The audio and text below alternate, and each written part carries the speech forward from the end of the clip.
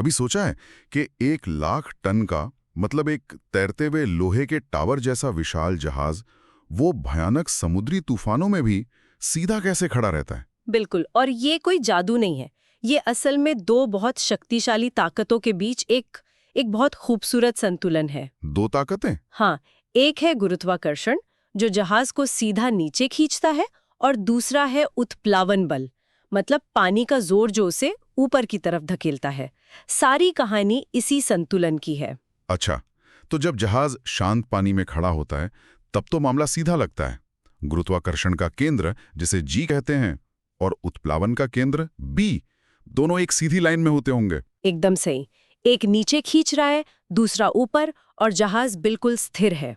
ये उसकी सबसे आरामदायक स्थिति है। लेकिन समुद्र हमेशा शांत नहीं रहता। वही तो। असली सवाल तो तब उठता है जब कोई बड़ी लहर आकर जहाज को एक तरफ झुका देती है। तब क्या होता है? मुझे लगता था कि शायद वो गुरुत्वाकर्षण का केंद्र भी अपनी जगह से हिल जाता होगा। ये एक बहुत आम धारणा है, पर ऐसा होता नहीं है। यहीं पर जहाज का डिजाइन अपनी चतुराई दिखाता है। जहाज का कुल वजन तो बदलता नहीं, इसलिए गुरुत्वाकर्षण का केंद्र जी अपनी जगह पर ही टिका रहता है। अच्छा। असली खेल पानी के नीचे होता है। जैसे ही जहाज झुकता है, पानी में डूबे हुए जहाज के हिस्से का शेप मतलब आकार बदल जाता है। ओह। जिस तरफ वो झुकता है उस तरफ ज्यादा हिस्सा पानी में चला जाता है। ओह, तो उसकी जो अंडर वाटर ज्योमेट्री है वो बदल जाती है। ठीक समझें। और क्योंकि उत्प्लावन बल बी पानी में डूबे हुए हिस्से के केंद्र से काम करता है, तो वो भी उस तरफ खिसक जाता है जिस तरफ जहाज झुका है। अरे वाह। अब सोचिए, जी तो अपनी जगह पर है और नीचे खींच रहा है, लेकिन बी थोड़ा साइड में खिसककर ऊपर धकेल रहा है, तो अब वो एक सीधी लाइन में नहीं है। बिल्कुल। उनके बीच एक दूरी बन गई जो एक लीवर की तरह काम करेगी और जहाज को घुमाकर वापस सीधा कर देगी, है ना? आपने बिल्कुल सही पकड़ा। इसी घुमावदार बल को राइटिंग मोमेंट कहते हैं। ये जहाज का अपना सेल्फ करेक्टिंग सिस्टम है। ये सुनकर तो मुझे वो दक्षिण भारत की एक गुड़िया होती है ना, तलायाट्टी बुम्मई, उसकी याद आ गई। उसका सिर कितना भी हिलाओ वो हमेशा वापस अपनी जगह पर आ जाती है। क्या बेहतरीन एनालॉग है। बिल्कुल, जहाज भी तूफान में ऐसे ही अपना संतुलन बनाए रखता है, और इस सेल्फ करेक्टिंग ताकत को हम माप भी सकते हैं। हाँ, इसे मापना तो जरूरी होगा। कैसे पता चलता है कि किसी जहाज में ये ताकत कितनी है? इसके लिए नेवल आर्किटेक्ट्स मेटासेंट्रिक हाइट या जीएम का इस्तेमाल करते हैं।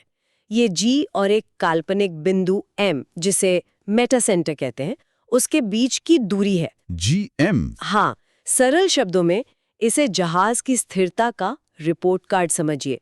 जब तक एम जी के ऊपर है, मतलब जीएम पॉजिटिव है, तब तक जहाज में खुद को सीधा करने की ताकत है। तो अगर किसी वजह से जी ऊपर उठकर एम के भी ऊपर चला जाए तो? जीएम नेगेटिव हो जाएगा और जहाज पलट जाएगा। यही सबसे बड़ा खतरा है। तो ये तो सब डिजाइन का हिस्सा है। फिर असल दुनिया में ऐसी क्या गलतियां होती हैं जो इस बेहतरीन सिस्टम को फेल कर देती हैं? एक बहुत बड़ा और छिपा हुआ खतरा है फ्री सरफेस इफेक्ट। कल्पना कीजिए कि जहाज के किसी विशाल टैंक में तेल या पानी आधा भरा है, पूरा नहीं। अच्छा, आधा भरा है। हाँ, अब जब जहाज एक तरफ झुकेगा तो टैंक के अंदर का वो लिक्विड भी तेजी से उसी तरफ बह जाएगा। ओह, तो जहाज के अंदर ही एक छोटी लहर बन जाएगी। बिल्कुल। और उस हजारों लीटर तरल के खिसकने से जहाज का जो ओवरऑल गुरुत्वाकर्षण केंद्र जी है वो थोड़ा सा ऊपर उठ जाता है, जिससे जीएम की दूरी कम हो जाती है, शिप सुरक्षा का मार्जिन घट जाता है। एकदम। और मैंने माल की गलत लोडिंग या जहाज के ऊपरी हिस्सों पर बहुत ज्यादा बर्फ जमने जैसे खतरों के बारे में भी सुना है। आपने बिल्कुल सही खतरों की तरफ इशारा किया है। दोनों ही मामलों में होता वही है। डेक पर भारी माल लादने से या बर्फ जमने से जहाज ऊपर से भारी हो जाता है। इससे भी जहाज का गुरुत्वाकर्षण केंद्र जी खतरनाक रूप से ऊपर उठ जाता है और उसका रिपोर्ट कार्ड यानी जीएम बहुत कम हो जाता है।